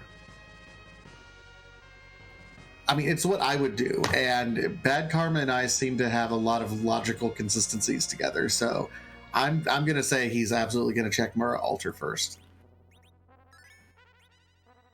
Yeah, he does have the pass, and there are many more spots at the bottom, but I think I'd be inclined to also check Mura first as well, especially there's no more character cutscene here. This is what is it, C no free or only earned? I forgot the exact wording, but you only get, or the reverse of what I just said, actually. We only get the characters from the free spots, not the earned spots. Yeah, C no earned. Thank you. C no earned. Yep. So it's a quicker trip through the lunar dais. You don't have to wait. You don't have to maybe save to avoid the cutscene again. And BadKarma is a few moments away from seeing if this is final required boss.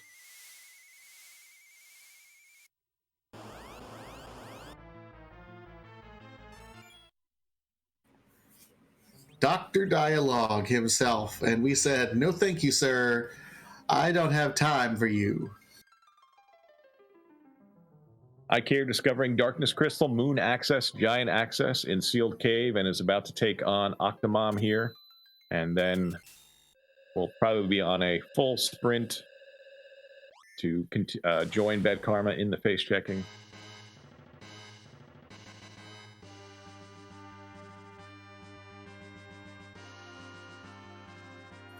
Now, this is the real split. This is, I think, the more difficult decision when going into Underground. Because now you're already halfway there. You've committed at least a minute walk. Do you diverge and go over to the Crystal Sword altar, or do you keep going for the other 3 checks? I think with 1 left, I would be highly incentivized to find the 3, and I would take the chance that if, being a Crystal Sword, I'm just going to be checking bosses and resetting if it's not the hit. So I think I want to see the 3 first, especially with the pass. Though it's not that big of a split between Crystal Sword and the bottom.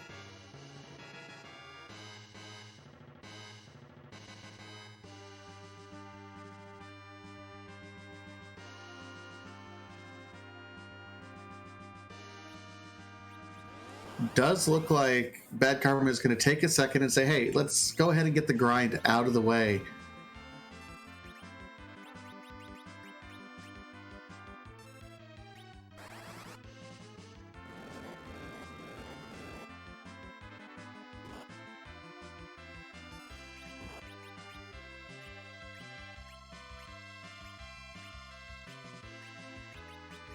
Rosa patiently waiting for Iridia to cast Ice 2 to allow the life glitch on the King Ryu.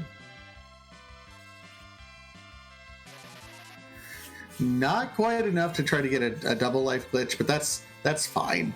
Won't need double. Yeah, you'd have to kind of play with the Q a little bit and time. It is possible to get doubles with the Ice 2 spell. But like you said, maybe not worth the effort right now to do that. Let's just get through these as quick as you can, stack up the experience, and get the other mages to their top tier spells. 180k experience, quite a significant amount. Just a few of these fights, and folks will be at Nuke, folks will be at White, and ready to take on Zeromus as soon as we find final required boss.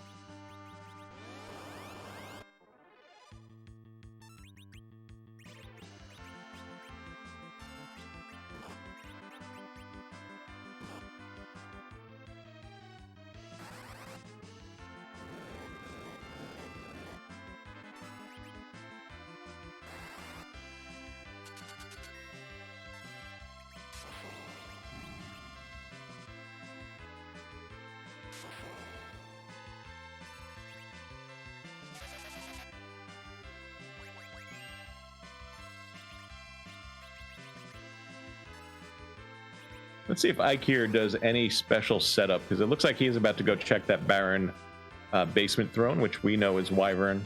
Because Eykir knows, you're either looking for Antlion, DKC, or Wyvern. Will you anticipate the Wyvern and set up? It looks like so far, no. Just going to take a look, and I would imagine it would have to reset just as BadKarma did. It would be a tricky decision to make, because if you slow yourself down and it's not Wyvern, then you kind of feel silly for taking such a slow fight. So we'll see the reaction, Eykir, once Wyvern does her thing.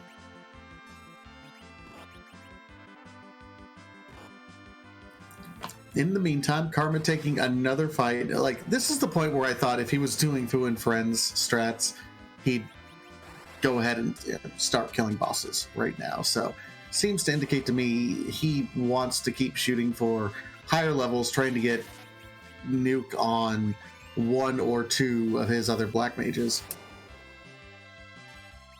Yeah, Fu and Friends is great if you have that really early go mode and you don't have a great grind option, and you don't have 10 key items, and maybe you even have the pass and you're on the earth, and it's all good. But with the power available, I can totally get behind. This is going to be a very quick reflect fight once we get to it.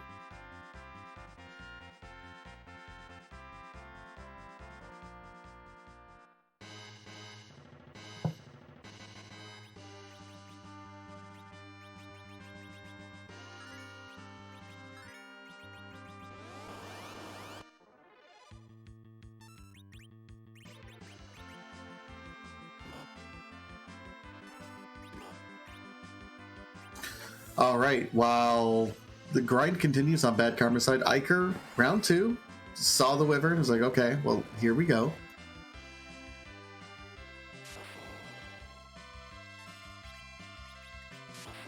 Is fine with only one wall, I think. I don't know if Fu... Oh, Fu does get that cast off. Okay.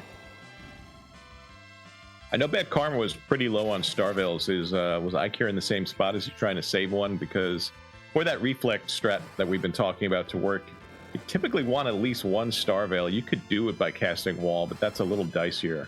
So I'm wondering if either that was Eykir's last Star Veil. And I feel it wouldn't like surprise me if we were out.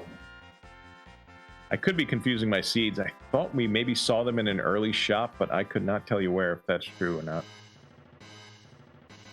And with that, we have 3 nukers all on BadKarma's side, so this is going to be, when we get there, this is going to be a very, very quick fight to Zeromus.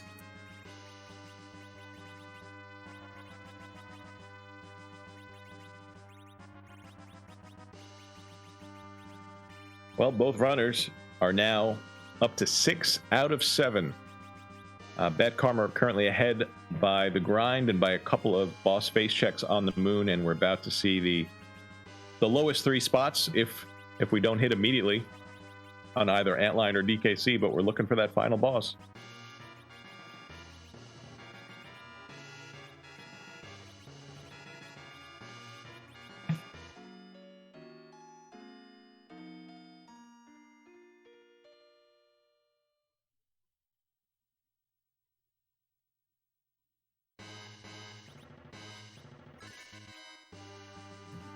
And it looks like Eykir is done and set to join BadKarma up on the moon.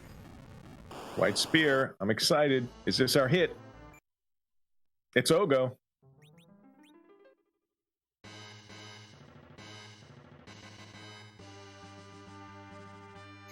All right, try to second one. I'm still excited. Is this our hit? Nope.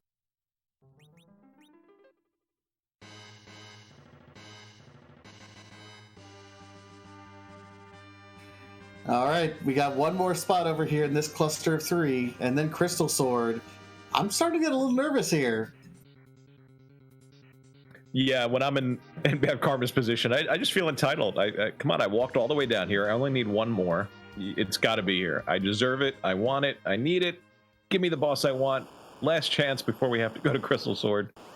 Come on. Oh. Oh, man. Yeah, this is when I start talking to the seed. Like, where are you going to make me go, seed? You're not going to give it. No.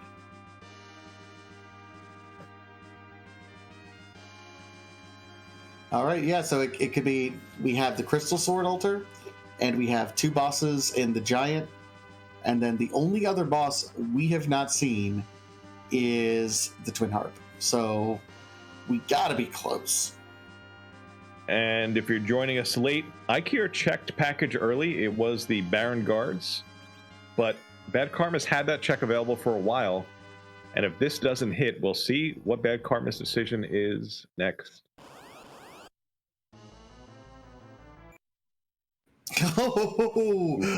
Oh. The moon did not provide. Welcome in, Raiders from Black Death Doom. Thank you. You've joined a free enterprise race between BadKarma and Eykir. We're getting near the end of it, we think. They only need to find one more boss, then they'll be in go mode, ready to fight Zeromus. They have very strong teams. BadKarma has done his full grind, and we're just looking for one more boss, and BadKarma has decided it is time to go to the Giant and see if either Antline or DKC is sitting in that element spot. Meanwhile, Eykir flying over, I think making the statistically correct play, but unfortunately nothing is on this moon unless there's the Twin Harp, which is going to hold something. What do you say? What are we hoping to see here? Antline or DKC or both? Yeah, I mean, if it is both, I don't think we're going to know that, because if it's whatever the first one is, I'm assuming we're going to get a warp out and a pass usage. I would doubt either runner would push forward. We might be able to find out after it's over if either of them gets curious.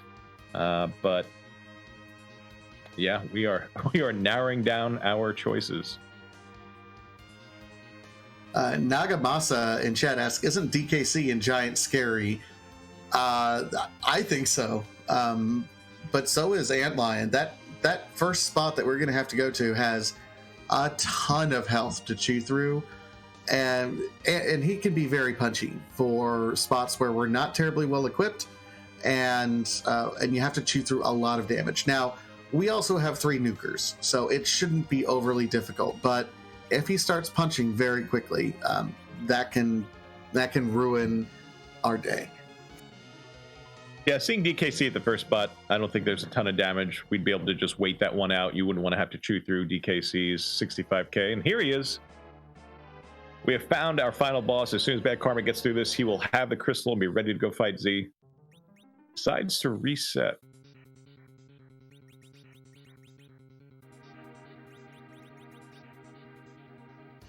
Wants to set up so that Rosa is going to be the first one to go, so that she can heal and try to keep as many people up as possible. Yeah, I don't have the exact number in my head. Is this like a 400 to 700 kind of damage spot? That would be my guess. And we have a fully grinded team here, so yep, the upper end of my prediction. High 6s, it looks like. Yep, we are set from here on out. So the only risk there, Rydia maybe, nope, she lives. So everyone lives. Justice is not the only right in this world. Someday you will see, go Cecil, blah, blah, blah. You spoiled his speech. Oh, I was hanging on every word. I mean, truly, that was one of the greatest speeches of all time in all of history. Yeah, and you delivered it quite well. I don't recall DKC saying blah, blah, blah, though. I think he's really serious about the impact of his words. He is, but he's also been watching Seinfeld a lot, so he improv'd a bit. There it is, an hour 30 in. BadKarma, the first one to the crystal. I anticipate a whole lot of warping after this moment. Or will he just show us that it might be a line behind there? I doubt it. It's time to get into that magic menu. There's our warp. Let's get out of here.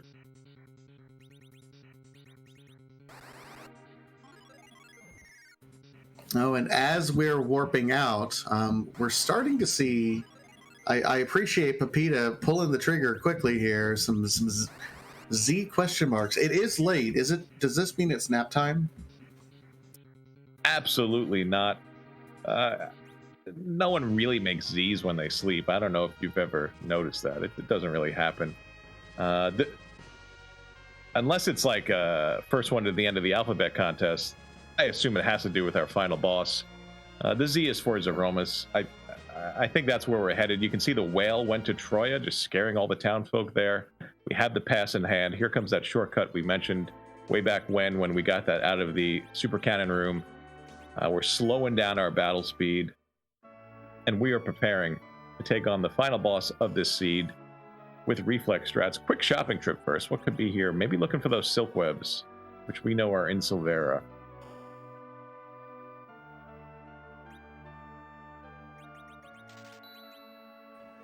Got a couple extra life potions. Okay, we'll work with that. But no, with these Zeromus flags, of course, we are Final Fantasy IV Free Enterprise. If you have not heard of us before, RPG Limit Break, we like to randomize things. So much so that we will randomize everything in this game.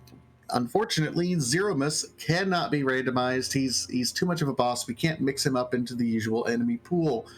So we've decided to have some fun with his final true colors. There are more than 600 at this point final forms of Zeromus. So that particular flag is our community asking a very important question.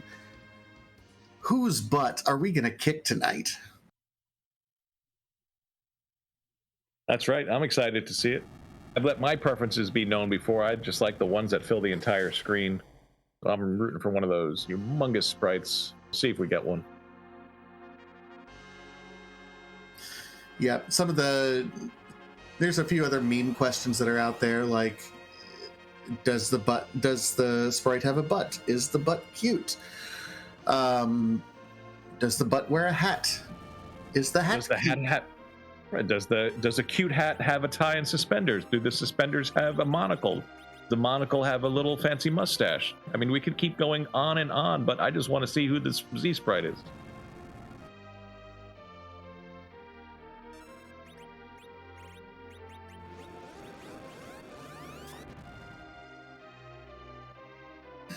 All right, there's our crystal from Kane.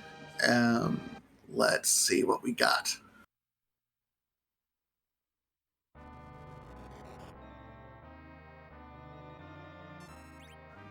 Apollomus.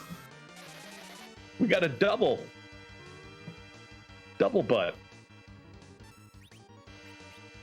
So yes, not only does it have a butt, it has two butts, and at least one of those butts is cute.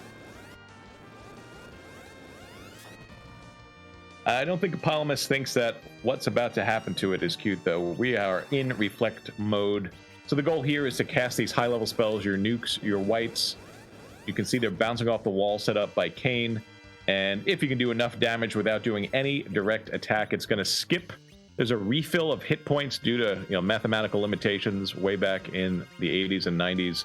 And we're just trying to skip that. We want to get through the first phase and not tip into the second, and we are well on our way to do that. However, we did not find the silk web, which is useful. So you can see right now Fusoya, again, Mr. Poplar there in the middle, casting slow. We need 2 casts of slow to get the equivalent of a 1 silk web.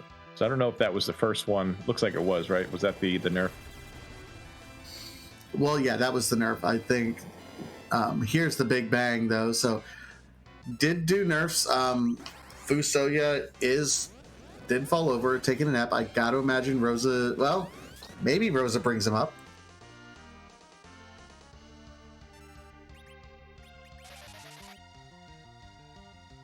Looks like Kane gets that job.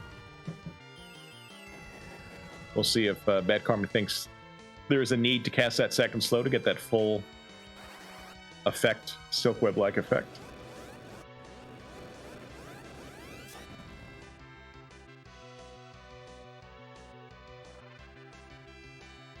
That was a pretty big nuke. That was 9.5 there. That's a hardy nuke, absolutely.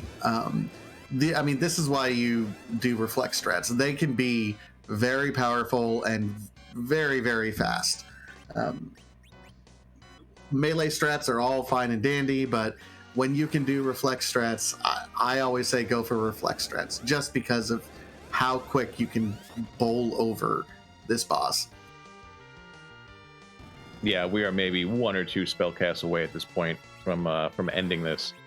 And this seed basically handed us, you kind of saw it right from the start, handed us mages. We had options for Kane and Sid for melee, but as you can see, both runners choosing mage strats, as Eykir is now headed to the giant to find his go mode. Uh-oh. That wall went down on Kane. Oh no, that's never necessarily a good sign. And there's a big bang. We need that Rosa down at the bottom slot to stay alive. Let's see if it happens. She's got 22-17. Nice low roll there. She's going to cure herself up, and now we're going to have to scramble to get this done. We are very close to ending this fight. If we can bounce 1 or 2 more spells, so if we can get those nuke casters back up and a wall put up, I think BadKarma still is in good shape. But I think maybe the lack of the second slow might be a bit concerning. Maybe he's going to have Rosa try to end it herself with her own wall and then her own white cast. Let's see what happens. It's going to be... Certainly feels like what's happening, but there's already another big bang. Wow. He easily survives it, but another one's going to be coming around, and I'm not sure if we're in virus phase. Here it comes. Well, Are we gonna and get-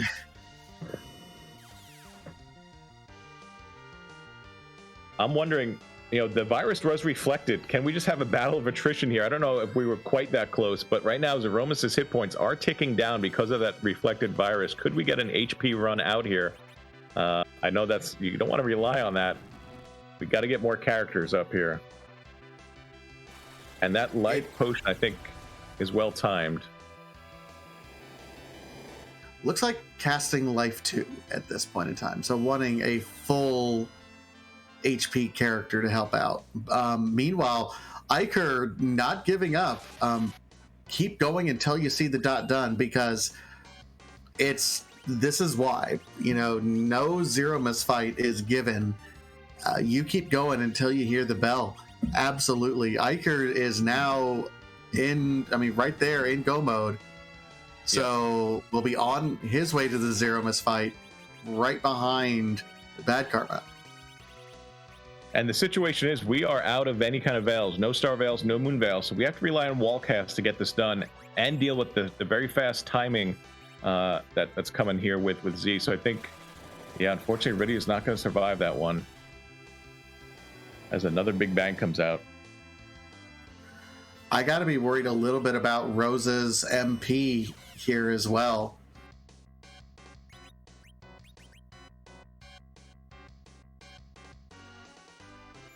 So the lack of the Silk Web, I think, is playing a role, and it does cause Karma to reset. He still is in the lead at this point. If he can get a clean reflect, reflect strat going again, he still is in command, but one more wipe is going to make this pretty tricky. And Eykir, as we pointed out, does have Silk Webs, which is going to make a difference in this fight. Yeah, and Eykir is going to be hand in hand. This race just got a lot closer. For those of you who were watching and were thinking Eykir was, looked significantly behind, this is the difference. He was never that far behind. He kept making good progress. Yeah, if you're new to this and you're wondering what the importance of the Silk Web is, it applies double slow with only one item. And what that does is it just basically, I'm sure someone in chat can, or maybe Vitasia can give a more technical breakdown, but it basically just gives you more actions relative to Zeromus. You saw how quickly those big bangs were coming out, making it very tough for BadKarma to recover and set up. We'd have to go back and do the math, but I think he was at most two big spells away from ending that, maybe even one, just with some of those big 9,000, 7,000, 8,000 nukes that had been landing up until that point. So this race got so tight, very exciting here. Let's see if BadKarma can salvage after that first reset, or if Eykir is going to complete the comeback.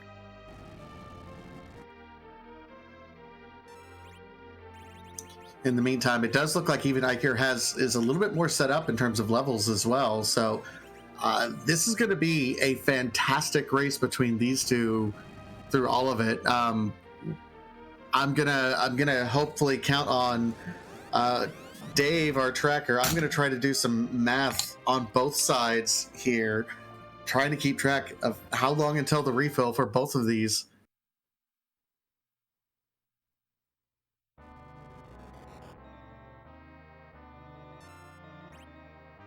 So crystals being thrown seconds of each other. We have a wall being cast.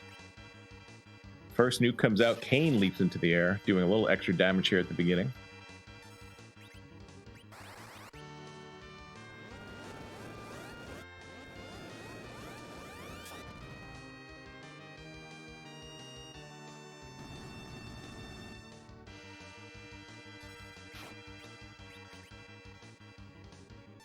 It's like we're up to about 11 or so on BadKarma's side. But I wonder if he's going to prioritize getting these two slow casts out, or if he's just going to try to overwhelm with the spells. There's one slow. There's one slow, absolutely. Meanwhile, the nukes are coming out on Eykir's side now.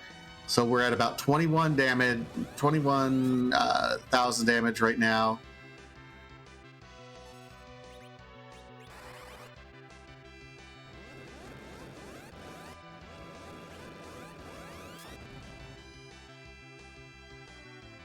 Did we see a Silk Web go out on Eykir's side? If it happened already, I did not see it. Was that just the That might have been the nerf right there. We did see the silk web go out. Yes, we did. And it reflected off. I think that's what I saw. And that alone might be enough to have tipped this to Eykir's favor, just to get, he's going to get more spells in before big bangs come out, unless BadKarma can get the second slow off, which you'd want to bounce it at this point to avoid getting the counter nuke.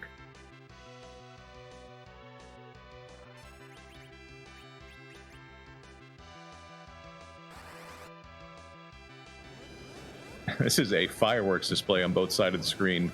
Nukes are flying. We have 3 nukers on both sides of the equation. This is going to be a photo finish, folks. I call all your friends. If they're not in this race room watching the end of this race, they need to be in here, because this is going to be close. Got the elixir going out on food. That's pretty good. Get him back up to potentially survivable HP if another big bang comes out. Refill his MP. Our tracker saying the next nuke for BadKarma is going to end it. Let's see if that happens before Eykir catches up.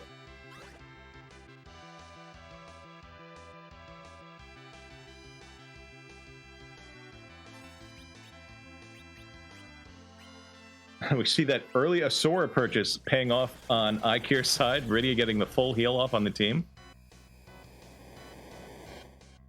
Bonus! There's the big bang. Okay, Rydia falls over. There's the black hole, so we can't reflect that nuke. Another wall There's going the up. Wall. But there is the finish. Eykir coming from behind. All the way back. GG to Eykir. GG to BadKarma for a super close finish here. As BadKarma has just finished, we're going to wait for the official times. Anything within 3 seconds is considered a tie. I think enough time has passed, but are going to wait for the official word. Good game to both racers here. What an exciting finish. What a close finish. Okay, we just got word officially. About a 20-second difference. GG's, and we are joined by the man himself, Eykir. Whoo! How you feeling? Very nervous, very relieved. Also, you've had 10 minutes. That sounds like you're still feeling it here. Oh, I am. I saw BadKarma typing in chat earlier, and I'm like, oh well, he's gonna beat me, and then nothing happened. I just did my thing and got there, and like, this is gonna be really close now. If you wiped once, it was really close. Yeah, both you and BadKarma, I think, we're struggling to have Starveils at the end, and BadKarma did not find the silk webs. You found silk web in a chest, and then you found more in Silvera. I think there's a chance if he had found those, he might not have wiped that first time. But really well played, Eykir, and way to stick with it, and kind of you were pretty close for a lot of it, but BadKarma pulled ahead near the end, and you obviously caught up and overtook. There's just an amazing race, an amazing finish by you. I did a lot more checks than he did. We were talking after, we're like, he didn't turn on the pan, didn't do the top of the tower. I was looking for darkness crystal then, so I made that mistake of not checking the Luca, just peeking it first, because that was a smarter play to do that than to check the top of tower. And tower ended up being useless. I don't think the pass was there. I thought it was earlier. I could be wrong about that though. Pass was from the super cannon. Oh, so the pass was there. So okay, we both had pass then. Yeah, most of the sea is a blank except for the ending. And the moon being empty again. Yeah, when you're down to one remaining needed and you have all those moon checks, I almost feel like it has to be there. How could it not be there? I don't know. My guess is neither you nor BadKarma went to find out where that antline was hiding. We were wondering if it was just simply if they were both on the giant or not. And we're down to 2 spots left. It was either behind Twin Harp or behind the Dark Knight Cecil on the Giant.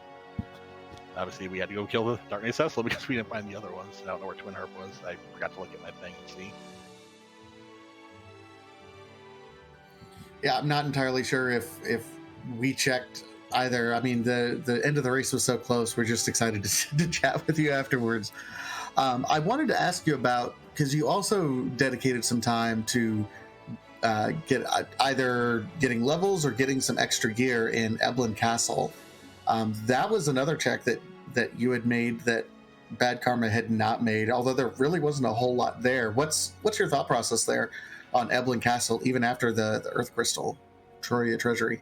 Eblin Castle was an attempt to try to get some gear. I don't think I had any rods for anybody at that point, and I had Rydia and Fu and Palam, and they were still using their beginner gear. I think Rydia had a bow and arrow, so I'm looking. I usually find Stardust rods in there, or at least some kind of charm or rod that will help them do some damage. And I think I maybe found one in the first trap chest. I was also kind of looking for armor because I think they were still on their starting armor too. You saw I bought 3 of the sorcerer robes in Feymarch because that's what I was looking for. So that's why I went there. It wasn't levels. That's why I skipped the right side. It's like this is appearing to be a waste. I'm just gonna go. Yeah, we were wondering early on if that Earth Crystal would pay off with some good mage gear, and the Curse Ring was nice, but yeah, no Sork robes, no big stat sticks to be found. It was good for Kane, and that was about it. I think Defense Orb was there. Yep. Yeah, Defense Sword and Zeus Gauntlets, but it was a Kane out of 10 is what everyone was rating it. Yep, that makes sense. Kane and Anchor. So with this exciting comeback victory here, Eykir, you're going to be moving on, I believe, to the round of 16 in the Waxing Red Moon tournament. Can you recover fast enough to play your next match, and how do you feel about what's coming up for you? I've got a few days. Do we know who I'm playing yet, or I haven't looked at the bracket to see if I know who I'll be playing. But I've got a few days to recover. We gotta get some more practice in. This was actually the first Foo seed I did. I've always gotten Canes and Cecils. I know they said to practice a Foo because it's different, and it is different. Yeah, you guys rolled the very low percentage chance of getting that Foo as your starting character. I wondered if there was a chance we'd go through the whole tournament without seeing one of them rolled in a race, but obviously that is not the case. I think we've had at least one more besides this one. But yeah, it's nice to have that. Yeah, that's true. It just seems low when compared to the other 2 fellas. Oh yeah, and unfortunately we did not roll the ultra rare. What was it? Water Hag. That's the one. And NG Dave, our tracker, pointing out in chat, you're going to be facing Direwolf in the next round. Direwolf, okay. Cool, look forward to it. But also GG's to BadKarma. Played a great race, and I'm glad we put on a show for you. Awesome. GG's once again to you, Eykir, winner of one of the hypest races that I've seen so far in these kind of opening rounds. So GG's to you, and good luck on the rest of the tournament. Yep. Thank you for commentating for Corvus Citation. Thank you for tracking NG Dave, and thanks Matey for rolling this great seed and restreaming us. Appreciate all the work you do. GG again, Eykir. Have a great night. Thanks. You have a good night too.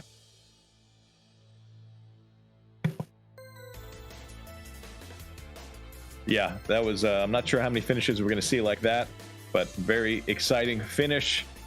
We're joined now by our runner-up tonight, BadKarma. Not sure if you 20 seconds, right? They're 20-second difference for ties? I don't think it's been expanded to 20 seconds for this tournament. That was an amazing finish. Unfortunately, you came up on the short side of it. How are you feeling right now, given 10 minutes have passed since that went down? Oh, it was a great race, and like it's funny because I played Eykir in the Adamant Cup as part of the little rod group, and in our head-to-head actually went the exact same way. I got to Z first, I wiped, and he came from behind and beat me on the second Z fight. So we're incredible. Nothing but consistent.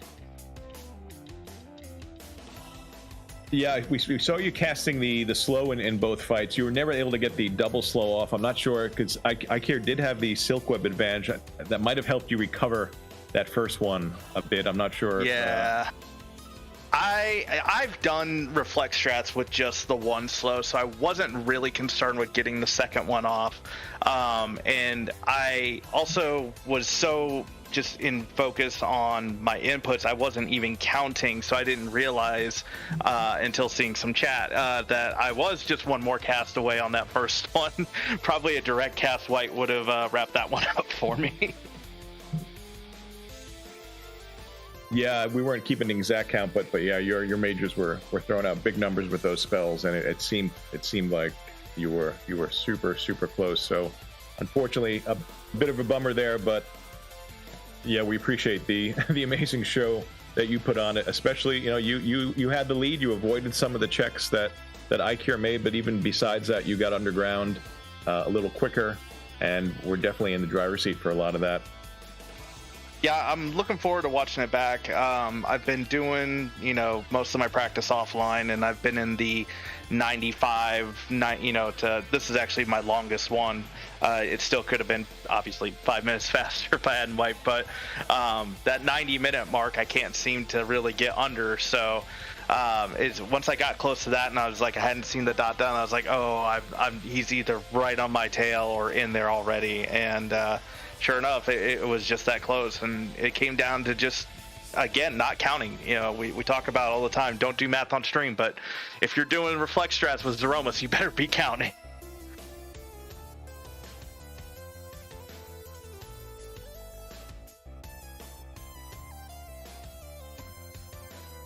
Yeah, that's a lesson I think we all learn the hard way, one way or the other, and that's how the cookie crumbles sometimes. But you're not fully eliminated yet. You're just moving over to the waning side of the red moon.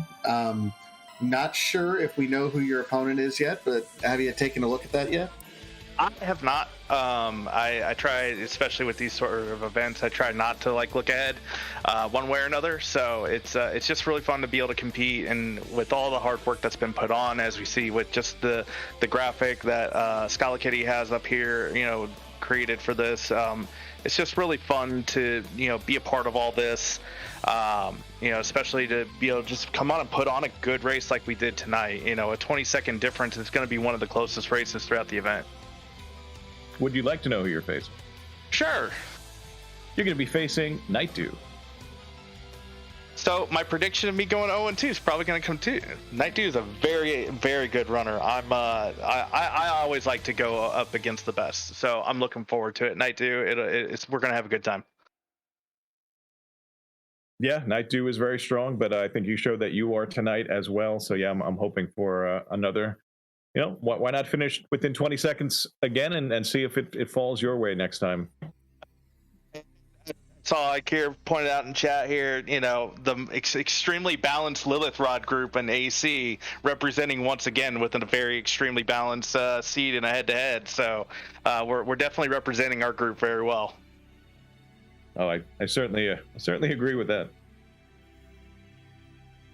But no, thank you guys for the restream team, SmapeD for rolling this very fine seed, and NG Dave with the tracking, Vitasia, Microcorks. I'm looking forward to watching it back, hearing what you guys had to say about us, and yeah, it's thank you, Eykir. GG's to you, and good luck in the rest of the event. Yeah, GG's to you once again, BadKarma, and good luck in the waning bracket. Thank you. I appreciate it all. We'll see you all. I'm actually doing comps tomorrow, so we'll see you all tomorrow.